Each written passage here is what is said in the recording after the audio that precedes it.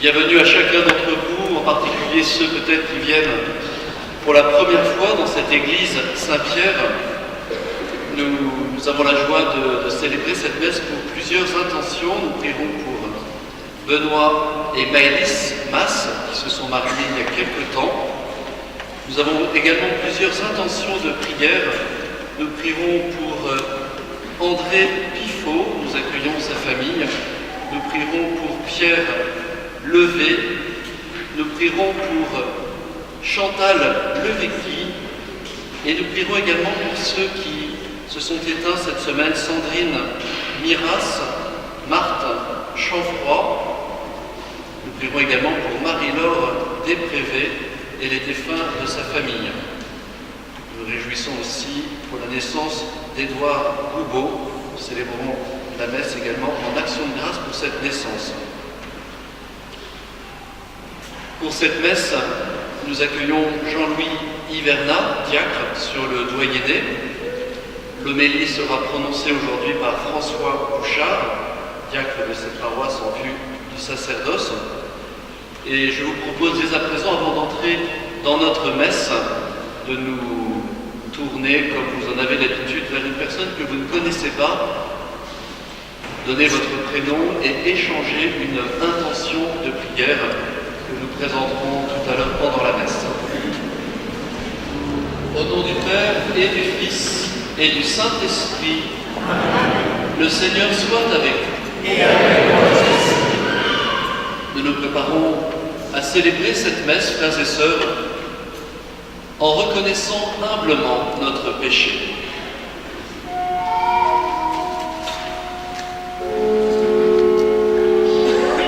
Seigneur Jésus, envoyez le Père pour guérir et sauver les hommes, en pitié de nous.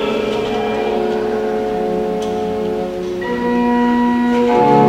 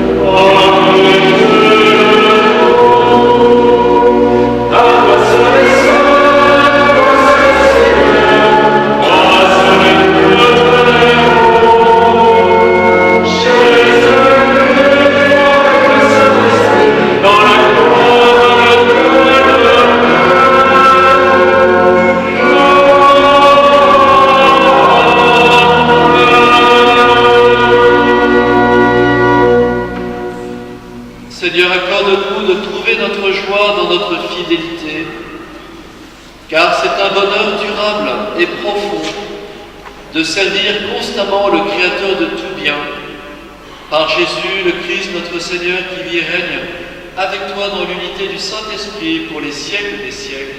Amen.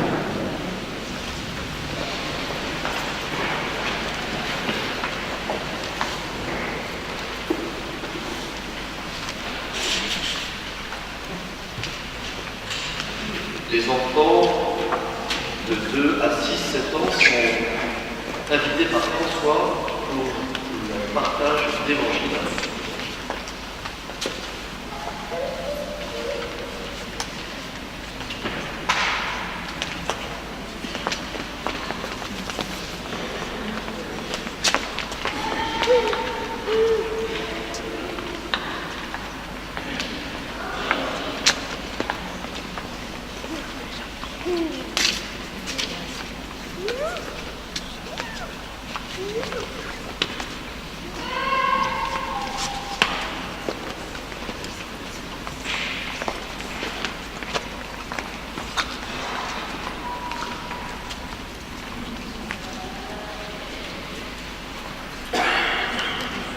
Lecture du livre du prophète Malachie.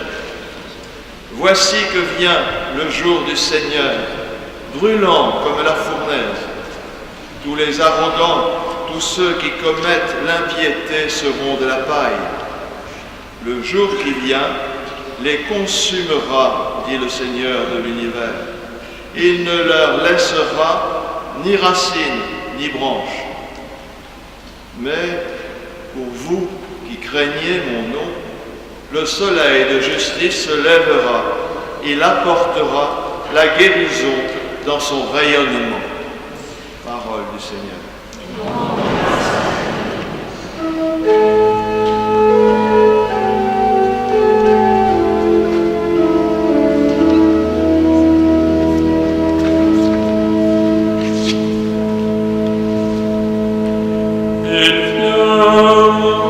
Seigneur, gouvernez les peuples avec droiture.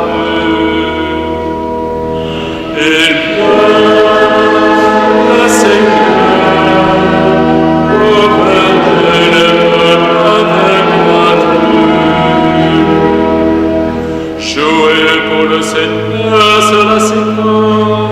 sur la cithare et tous les instruments, au son des trompettes et des corps, acclamez votre roi, le Seigneur. Il vient, le Seigneur, gouvernez les peuples avec droiture. Que résonne la mer et sa richesse, le monde et tous ses habitants. Que les fleuves battent des mains, que les montagnes chantent leur joie. Et le Seigneur, gouvernez les peuples avec droiture. Acclamez le Seigneur car il vient pour gouverner la terre, pour gouverner le monde avec justice et les peuples avec droiture. Il vient, le Seigneur, gouverner les peuples avec droiture.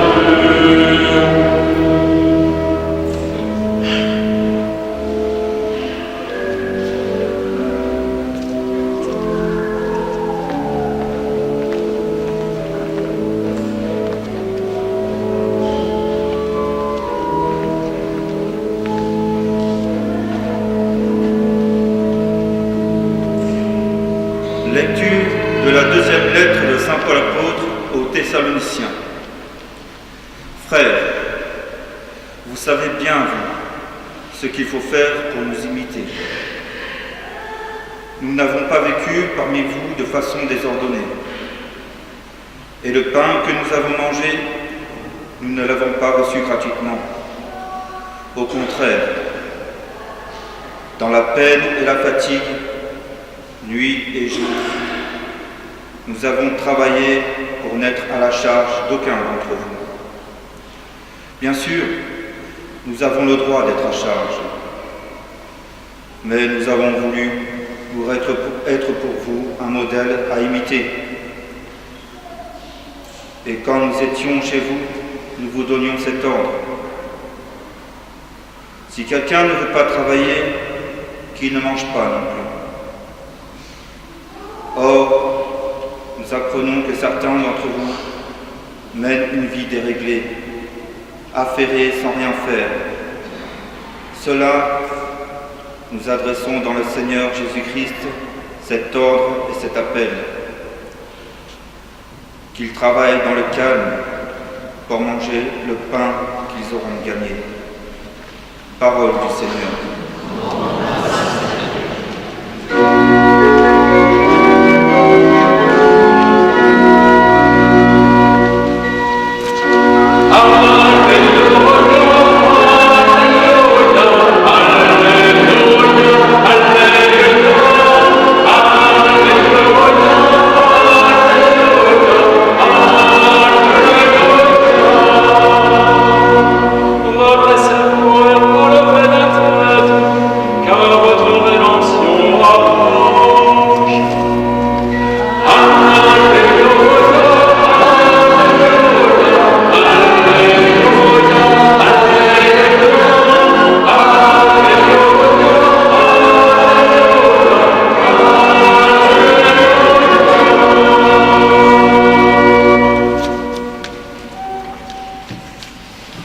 Le Seigneur soit avec vous. Évangile de Jésus-Christ selon saint Luc.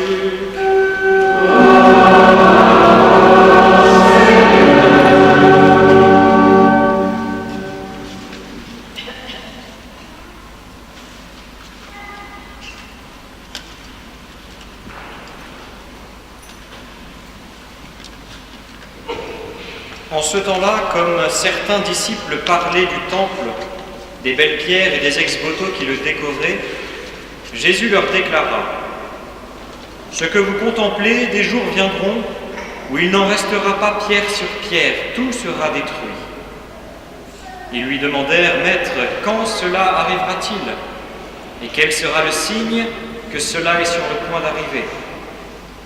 Jésus répondit : « Prenez garde de ne pas vous laisser égarer, car beaucoup viendront sous mon nom et diront : c'est moi, ou encore le moment est proche, ne marchez pas derrière eux.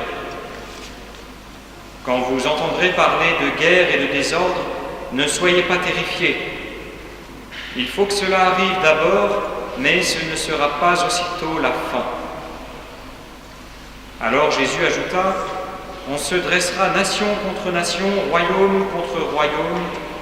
Il y aura de grands tremblements de terre et en divers lieux des famines et des épidémies.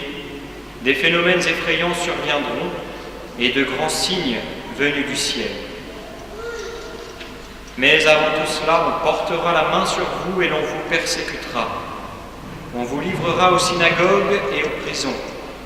Et on vous fera comparaître devant des rois et des gouverneurs à cause de mon nom.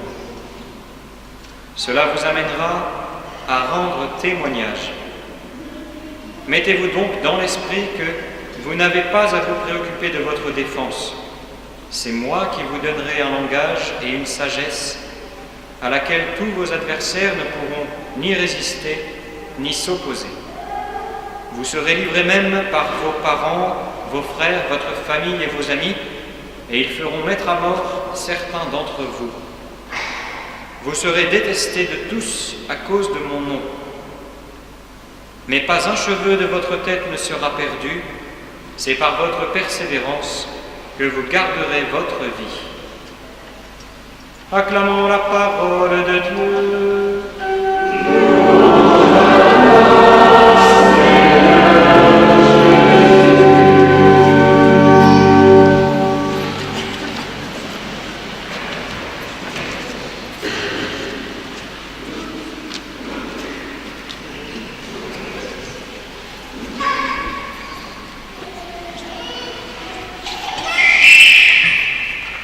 Alors que nous entamons aujourd'hui notre avant-dernière semaine de l'année et que nous fêterons dimanche prochain la solennité du Christ, roi de l'univers, la liturgie nous fait goûter aujourd'hui au bouillonnement eschatologique, aux bouleversements qui marqueront la fin des temps et la venue du Christ dans sa gloire.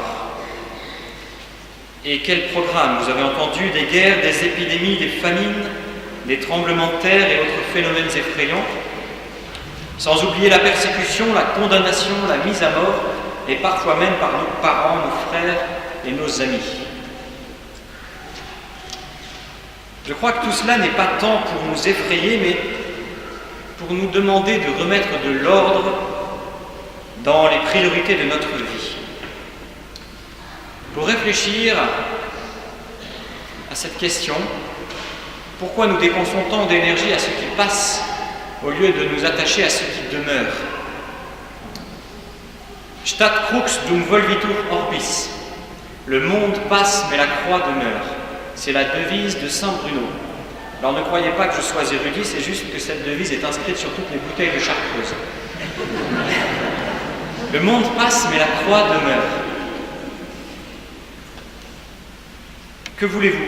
Nous-mêmes, 2000 ans après les disciples, qui à l'époque s'extasiaient devant la beauté du temple de Jérusalem, devant la blancheur de ses marbres, parfois nous perdons encore notre temps à nous intéresser à nos projets, nos réussites, nos succès. Mais viendra ce jour où tout cela sera réduit à rien. Pas une seule pierre de cette église Saint-Pierre ne restera en place. La question qui se pose, c'est « Et nous, qu'adviendra-t-il de nous ?» Eh bien, cet évangile insiste à ce sujet sur deux attitudes indispensables qu'il nous faut développer en vue d'être prêts au temps voulu. Ces deux attitudes que j'aimerais développer avec vous, ce sont la persévérance et le témoignage. La persévérance et le témoignage. Nous avons entendu cette dernière phrase de l'Évangile, c'est « par votre persévérance que vous garderez la vie ».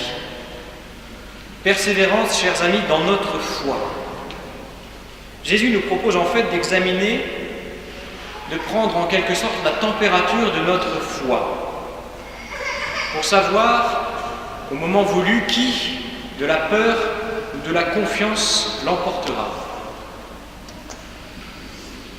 Alors, je racontais il y a quelques semaines à l'école de prière, à Étang-sur-Arroux, une histoire qui a permis aux enfants d'éclairer leur esprit sur ce fameux combat entre la confiance et la peur qui se joue parfois à l'intérieur de notre foi. Je leur ai donné cette image du petit Augustin qui a 3 ans et qui aime beaucoup jouer avec son papa à un jeu de confiance. Son papa le met sur un mur de 2 mètres de haut et lui écarte les bras en lui disant « saute ». Et à 3 ans, Augustin, sans hésiter une seconde, parce que c'est son papa qui lui tend les bras, saute. Et tellement heureux, il demande à recommencer sans cesse, et ça pourrait durer toute l'après-midi. Ce même Augustin, 5 ans plus tard, à 8 ans, quand son papa le met sur le muret à 2 mètres de haut, il commence à regarder en bas, et il se dit, est-ce que c'est bien prudent? Après tout, c'est papa, alors je vais foncer, je vais sauter, mais j'espère quand même qu'il va bien me retenir. Et Augustin saute quand même. Mais vous reprenez cet Augustin à 15 ans, là il va regarder son papa en rigolant, en disant « T'es gentil, mais je ne vais pas sauter, parce que derrière tu ne vas pas me rattraper. » Et je disais aux enfants, cette histoire elle doit nous faire prendre conscience de l'importance de retrouver une foi d'enfant. Quel âge a notre confiance en Dieu? C'est une question que je vous invite à méditer. Quel âge a notre confiance en Dieu? Et dans cet évangile, en fait, Jésus invite ses apôtres à passer de la peur à la confiance, à passer de cette foi peut-être un peu ternie qu'ils avaient à une foi d'enfant. En effet, c'est par peur que les apôtres demandent à Jésus quand est-ce que tous ces signes bouleversants vont arriver. C'est la peur qui les anime. Et en fait, Jésus, au lieu de répondre à leurs questions, va transformer cette question. Au lieu de répondre à quand cela va arriver, il prolonge la question, quand cela arrivera, serez-vous prêts?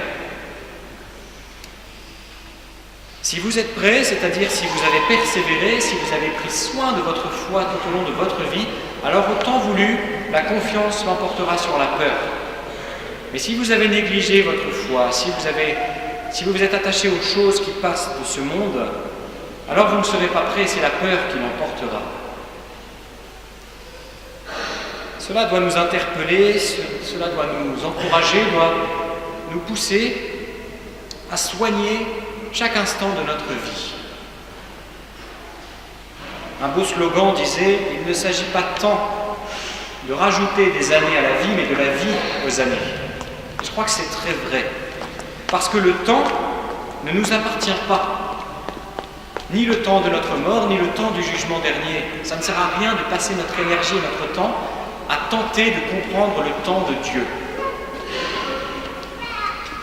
On nous avait annoncé en 2000, le bug de l'an 2000 et la fin du monde apocalyptique, manque de peau, ça n'a pas marché. En 2012, on nous annonçait la fin du calendrier Maya, la fin du monde, raté. En 2015, un astéroïde devait s'écraser sur la Terre, il est passé bien loin. Et ça va durer sans cesse. Mais Jésus nous dit, prenez garde, ne vous laissez pas égarer, car beaucoup viendront et diront le temps est tout proche. Mais ne marchez pas derrière eux. Et j'oserais ajouter, occupez-vous plutôt de votre foi, persévérez dans votre foi, c'est le plus important. Le temps ne vous regarde pas et donc ne vous y attachez pas. De la peur ou de la confiance, qui l'emportera le moment venu? Si nous avons persévéré, si notre foi est ferme et enracinée, si nous avons cherché toute notre vie à nous convertir, alors la confiance gagnera. Et cette foi ferme et enracinée, c'est en fait la foi des martyrs. Et le Christ nous donne ainsi une deuxième clé, c'est mon deuxième point, pour que pas un cheveu de notre tête ne soit perdu au moment voulu. Cette clé, c'est bien le martyr.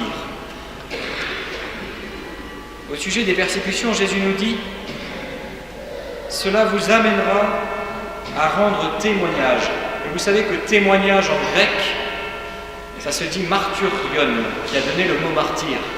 Être martyr, c'est témoigner de notre foi dans le Christ. Témoigner avec en plus un langage et une sagesse que le Christ lui-même nous donnera, et poursuit l'Évangile, devant lesquels tous nos adversaires ne pourront ni résister ni s'opposer. C'est quand même rassurant, et je suis sûr qu'à cette perspective d'être soutenu par le Christ, la confiance commence déjà à prendre le dessus sur la peur. Il faut bien comprendre que ce martyr, ce martyrion, ce témoignage, trouve en fait de nombreuses suppléances au martyr par excellence, au martyr sanglant, dans notre quotidien. On peut tout à fait être martyr en gardant la tête sur les épaules. Nous pouvons tout à fait témoigner dans nos milieux de vie, dans notre milieu social, dans notre ville, de notre foi, parfois dans des milieux hostiles, parfois dans des milieux indifférents, mais ça, c'est un martyr à part entière. Jésus nous dit « Je vous envoie comme des brebis au milieu des loups ». Alors avant donc de rechercher le martyr ultime de sang, et peut-être pour ne pas trop présumer de notre capacité à l'affronter, entraînons-nous jour après jour par ces petites suppléances au martyr. N'ayons pas peur de marcher dans la rue, la croix autour du cou. N'ayons pas peur, que sais-je, d'inviter notre boulanger à la procession mariale du 7 décembre qui aura lieu dans la ville. Osons inviter notre voisin de palier au parcours Alpha qui démarrera à nouveau en janvier. N'ayons pas peur de donner une feuille paroissiale à tel collègue de bureau que nous croisons. Ça, ce sont des martyrs à part entière. C'est le témoignage que nous avons à rendre pour notre Seigneur.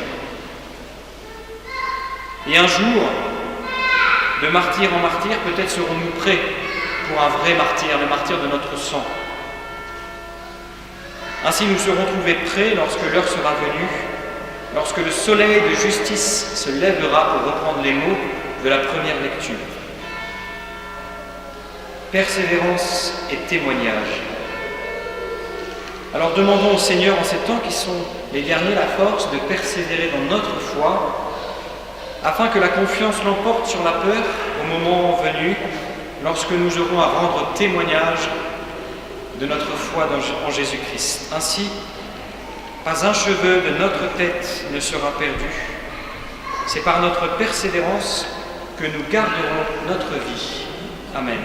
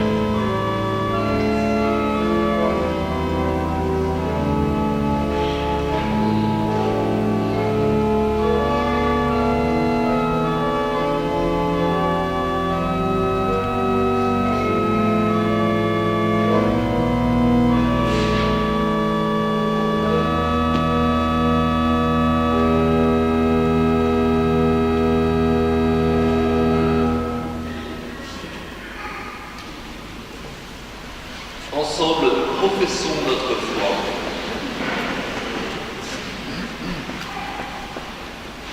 Je crois en Dieu, le Père Tout-Puissant, Créateur du ciel et de la terre, et en Jésus-Christ, son Fils, notre Seigneur, qui a été conçu du Saint-Esprit, et né de la Vierge Marie, à sa création conçue, a été crucifié, mort et a été enseveli, et descendu aux enfers, le troisième jour il est ressuscité des morts, il est monté aux cieux, il est assis à la droite de Dieu, le Père Tout-Puissant, il viendra juger les vivants et les morts. Je crois en Jésus-Christ, à la Sainte Église catholique, à la communion des saints, à la rémission des péchés, à la résurrection de la chair, à la vie éternelle. Amen. Frères et sœurs, nous présentons au Seigneur notre prière. Nous y ajoutons toutes les intentions que nous nous sommes échangées en début de messe.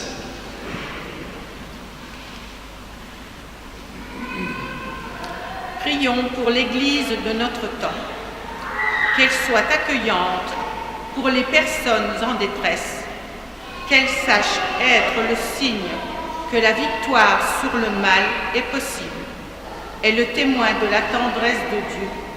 Seigneur, exauce-nous.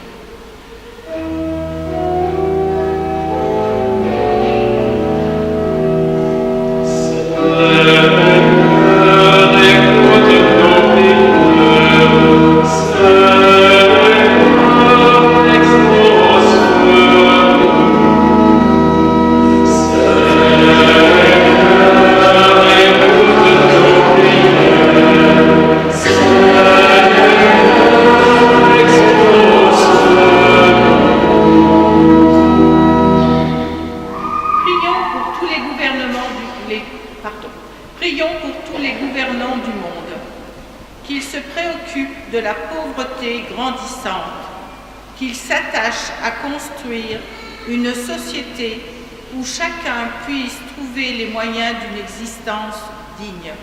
Seigneur, exauce-nous.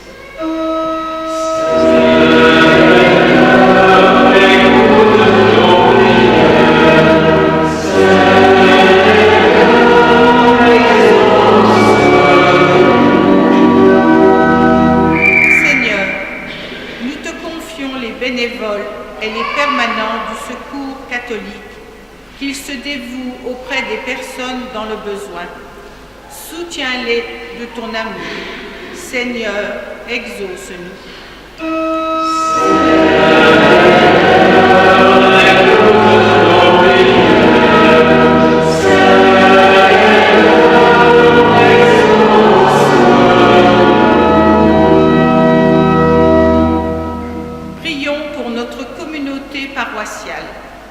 Qu'elle ouvre son cœur et ses mains pour accueillir les personnes isolées et celles qui vivent dans la précarité. Seigneur, exauce-nous.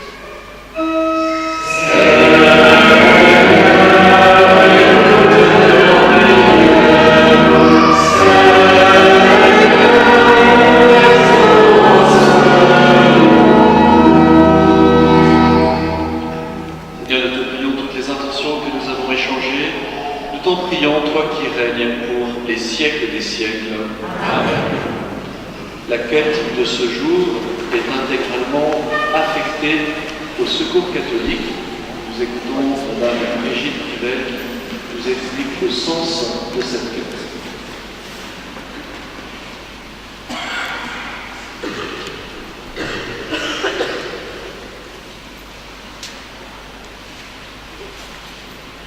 Bonjour à tous et à toutes.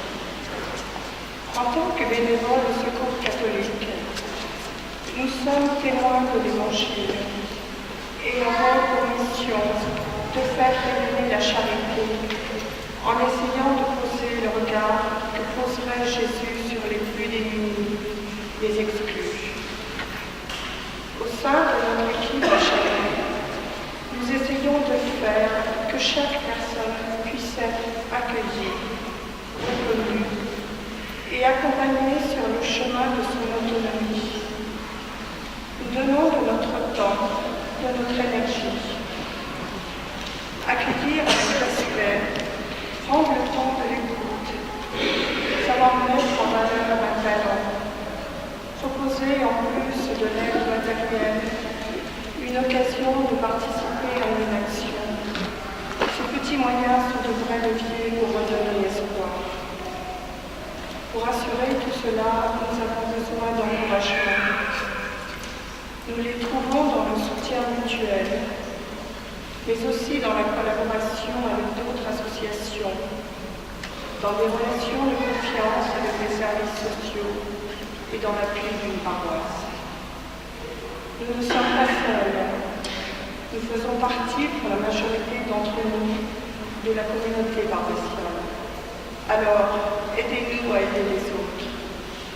Comme donateurs, vous êtes les premiers maillons de cette grande chaîne de solidarité.